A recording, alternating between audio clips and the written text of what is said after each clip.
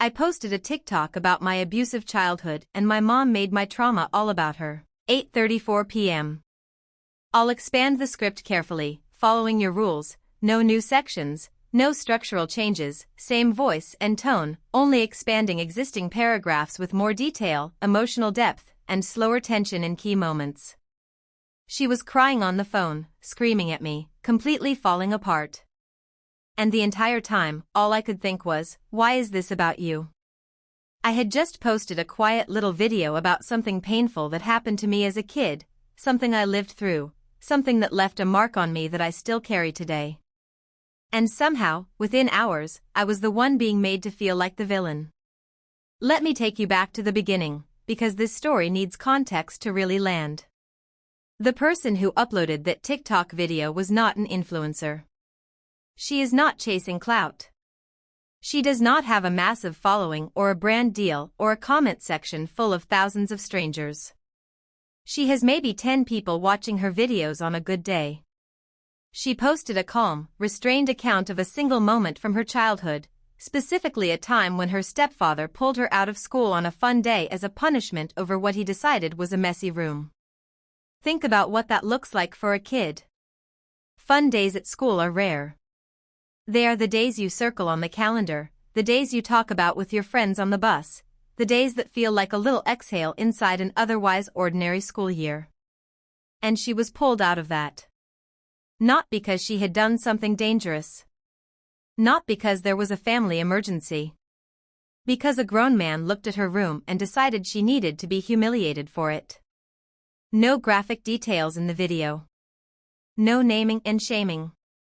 No dramatic music or crying on camera. Just a person, quietly putting a memory into words, because doing so helped her breathe a little easier. That stepfather, by the way, was by her own description an outright monster. Not someone who was difficult. Not someone who had a temper. Not someone who was flawed but trying. A monster. And yet the video she chose to post was one of the milder things he ever did to her. She held back. She edited herself. She chose the softer story, the one without the sharpest edges, and she still delivered it gently. She was careful. She was measured. She was even gracious, all things considered, given the full weight of what she actually could have said and chose not to. So let us be very clear about what she did and did not do. She did not name her mother. She did not blame her mother. She did not even reference her mother.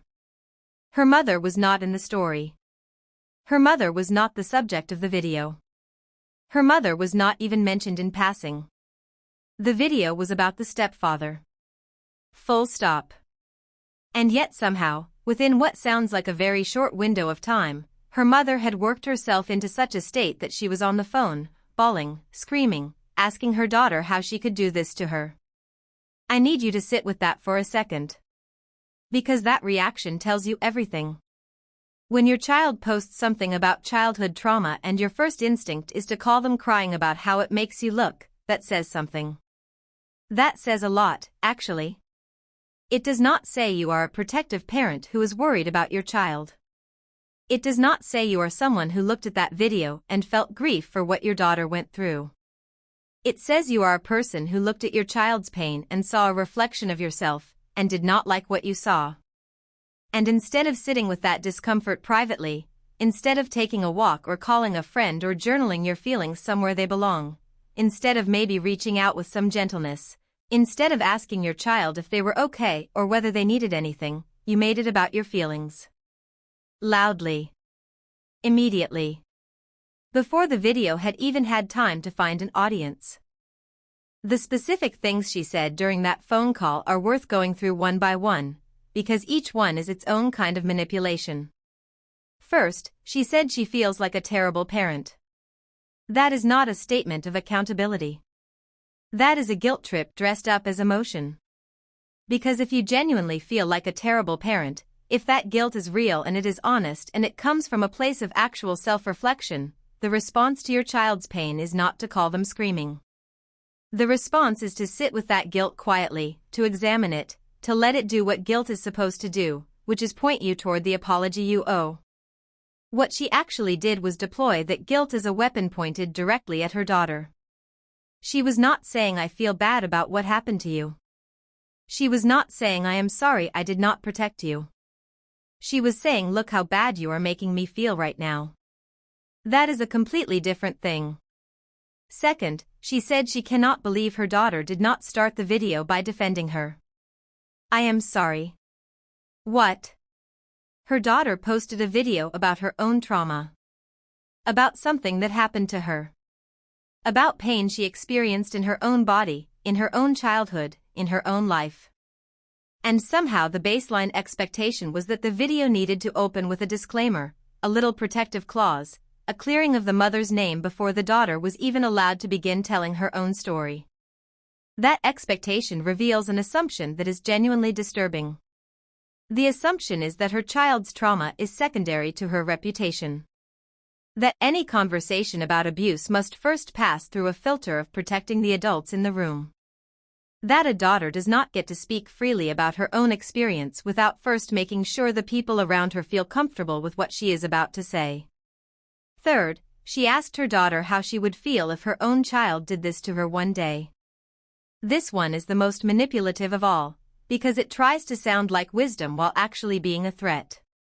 It is not a thoughtful question offered in good faith. It is a warning delivered with a smile on it.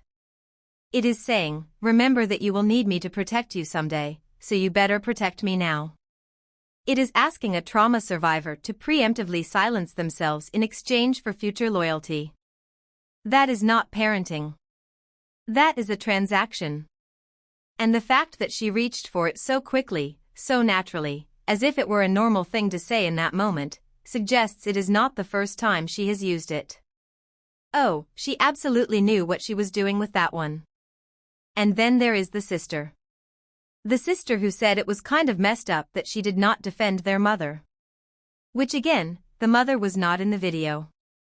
The mother was not mentioned. The mother did not appear in any form. But somehow the family narrative has already shifted, already closed ranks around protecting the adults and managing appearances and asking the survivor to take responsibility for everyone else's discomfort. The sister did not call to ask how she was doing. The sister did not say, hey, that sounded really hard, I did not know it was that bad. The sister called with a verdict already formed. And that pattern, that specific dynamic of protecting the people in power while asking the hurt person to be quiet and apologize for speaking, is exactly why abuse continues across generations in families like this one.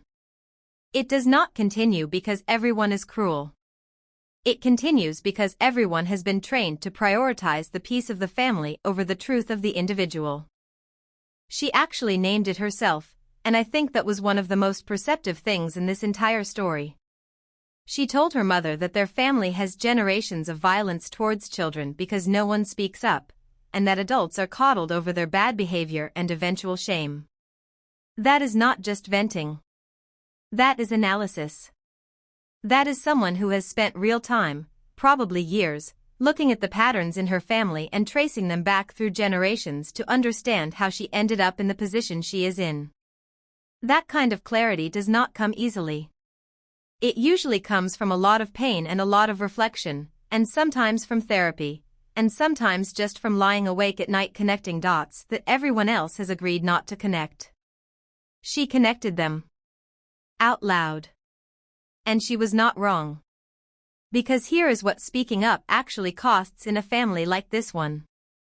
It costs you the phone call full of screaming. It costs you your sister taking your mother's side before even thinking about yours. It costs you the family group chat probably going sideways, the aunts and uncles who have opinions, the cousins who were never in that house suddenly acting like they know the full story, relatives you have not talked to in years suddenly appearing in your notifications with their hot takes and their loyalty pledges to the adults. Speaking up in a family that has learned silence is survival is not free. It is expensive. The price is high and it is paid in relationships and in peace and in the version of your family you always quietly wished you had. And she is paying that price right now, probably sitting with her phone in her hand watching the notifications come in and wondering whether any of it was worth it. It was. It always is. But that does not make the payment any less real. Let us also talk about the fact that she is not even going viral. This is 10 views, maybe. This is a corner of the internet so small it barely registers. This is a personal coping mechanism that is essentially a private journal she keeps online, where she can say things out loud and still feel like she has some control over who is listening. And yet the reaction from her family is the same as if she had gone on national television, hired a publicist, and delivered a detailed and damning indictment of everyone involved. The fragility of that response is staggering. It suggests that the mere act of speaking her truth, even quietly, even restrained, even to essentially no one, is enough to shake the entire foundation of the family's carefully maintained version of events. That tells you how precarious that version of events has always been. Truth does not shatter fragile things unless those fragile things were built on something other than truth. She is also doing something really important by saying she is going to keep posting. She is drawing a line.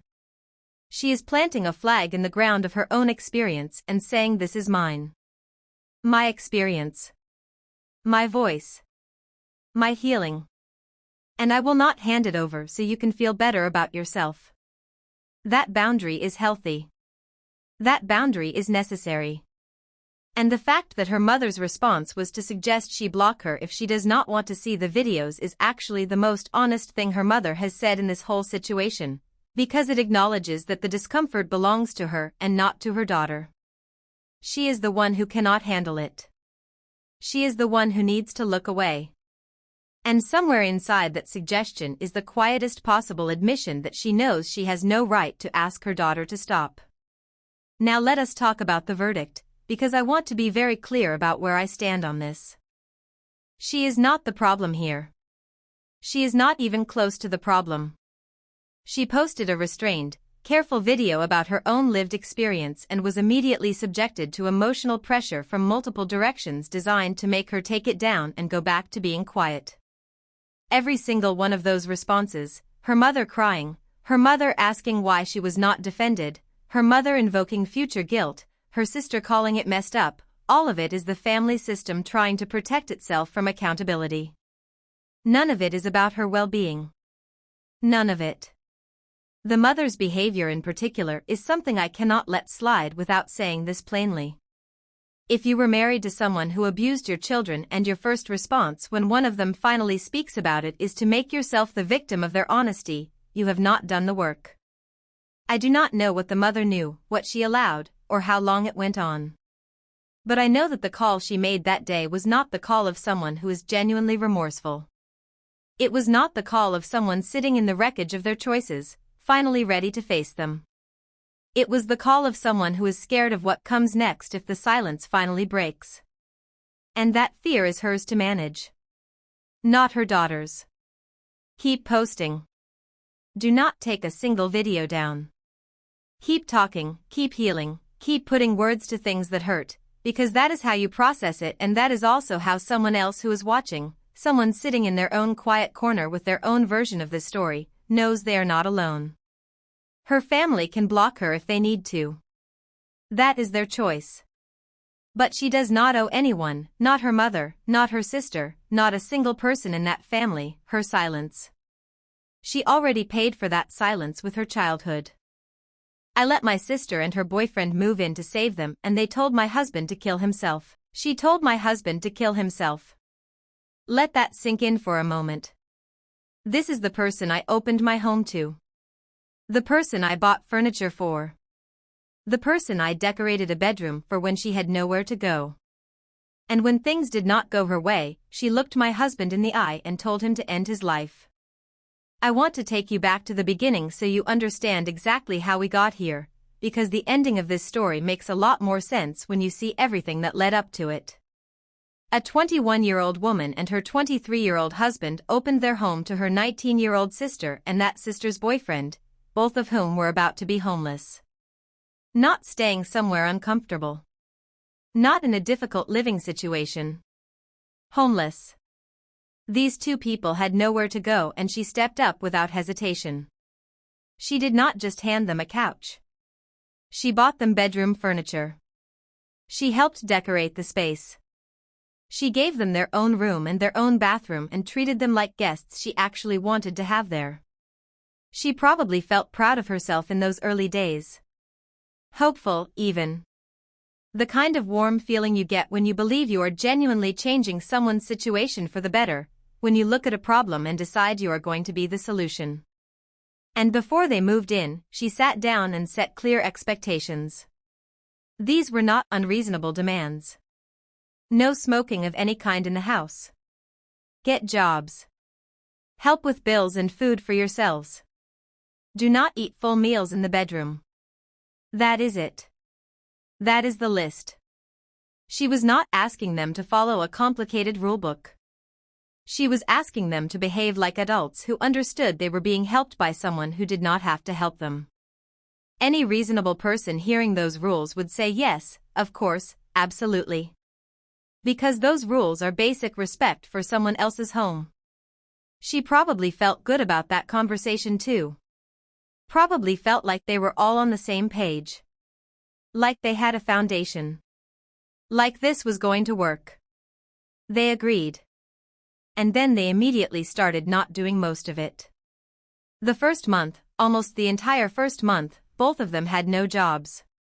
Which meant her husband was paying for 4 people on what sounds like a single income, since she had only just started working herself. Think about what that actually means financially. One person, carrying the weight of a household that doubled in size overnight, covering groceries, utilities, all of it, while 2 able-bodied adults sat in the spare room doing nothing. Picture what that looked like from the outside.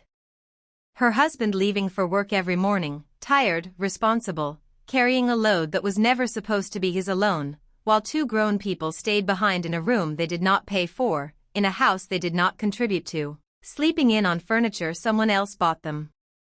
That is not a minor inconvenience. That is a serious strain on a young marriage, and she said exactly that.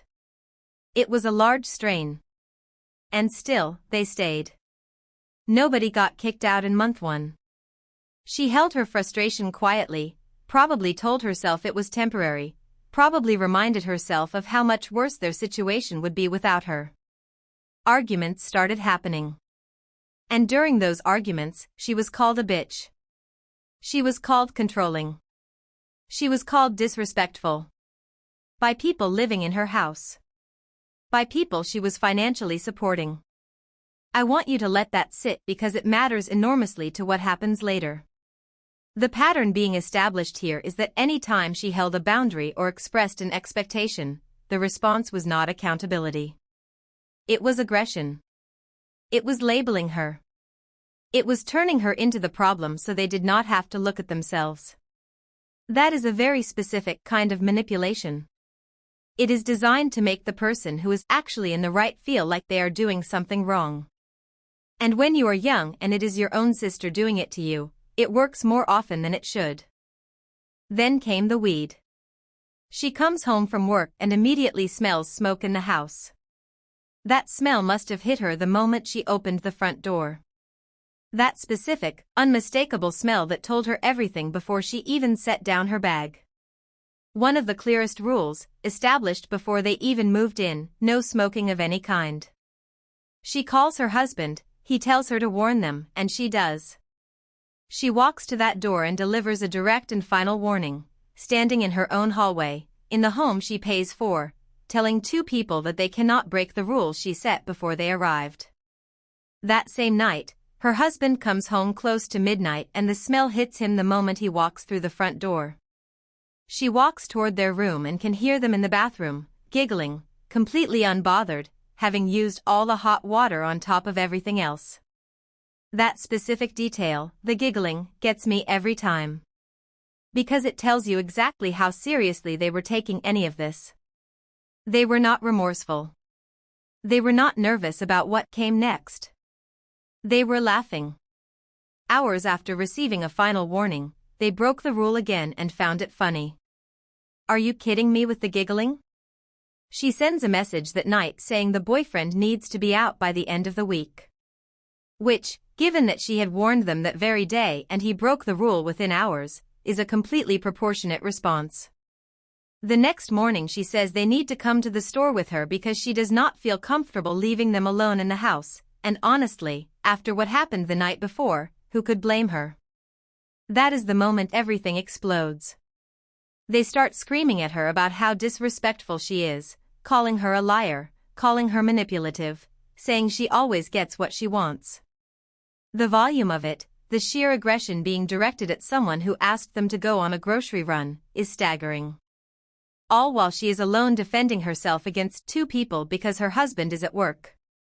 2 against 1, in her own home, over a request that was nothing more than basic caution after basic trust had already been broken. I want to stop here and point something out that I think is easy to miss in the chaos of this story. She is 21 years old. She is doing this alone. She is standing in her own hallway being screamed at by two people she housed, fed, and supported, and she has to hold her ground by herself. There is no one next to her. There is no backup. Just her, standing in a space she created for people who are now weaponizing their voices against her inside it. There is something genuinely exhausting about that image, and I think it deserves to be acknowledged before we get to the part that made everything so much worse. Because then they called her husband. And they told him to kill himself. That is not an accident. That is not something you say in the heat of the moment and did not mean. You do not accidentally arrive at those words. You have to choose them, specifically and deliberately, because you want to cause maximum damage. That is a targeted, cruel, intentional attack on someone who had done nothing to them that day. Someone who by all accounts had been carrying this entire situation financially while they contributed next to nothing. He was probably at work when that message came through. Probably in the middle of a shift, already carrying the quiet weight of everything this arrangement had cost him, and then his phone lights up with that. From people he opened his home to. And then, because apparently that was not enough, they told him he could do better than his wife. They tried to drive a wedge into his marriage. They tried to convince him that the woman who had advocated for them, housed them and supported them was secretly manipulating him. They wanted him to turn on her. They wanted to isolate her, to strip away the one person standing beside her, because without him they probably believed she would fold. And when he responded by saying he did not care what they had to say and that his wife was the only reason they were there at all, her sister exploded into screaming at him. The truth must have landed like a slap. Because it was the truth. Here is my verdict, and I will not be softening a single word of it. She is not the villain of this story by any stretch of any reasonable person's imagination. She is the person who gave two 19-year-olds a lifeline when they had nothing. She set fair, clear, basic rules and watched them get broken over and over again while she absorbed the insults and kept giving chances. She warned them. She gave deadlines. She communicated everything. And at every single turn, instead of gratitude or even basic respect, she got aggression, name-calling, and ultimately a genuinely dangerous and cruel comment directed at her husband's life. The kicking out was not only justified, it was overdue. Most people would have drawn a hard line after being called a bitch the first time. Most people would not have made it to month 2 of paying for 2 adults who refused to work and thanked them by smoking in the house and using all the hot water. The fact that she held on as long as she did is not a sign of weakness. It is a sign of someone who genuinely tried. She bent over backwards, and when she finally straightened up, they screamed that she was out of line.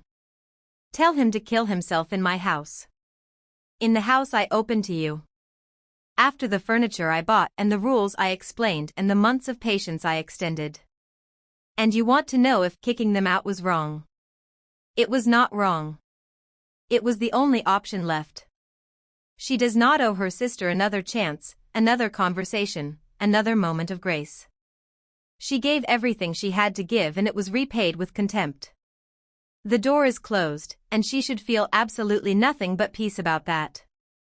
Drop a comment below and let me know which of these stories hit harder for you today, and if you are not already subscribed, now is a great time to fix that.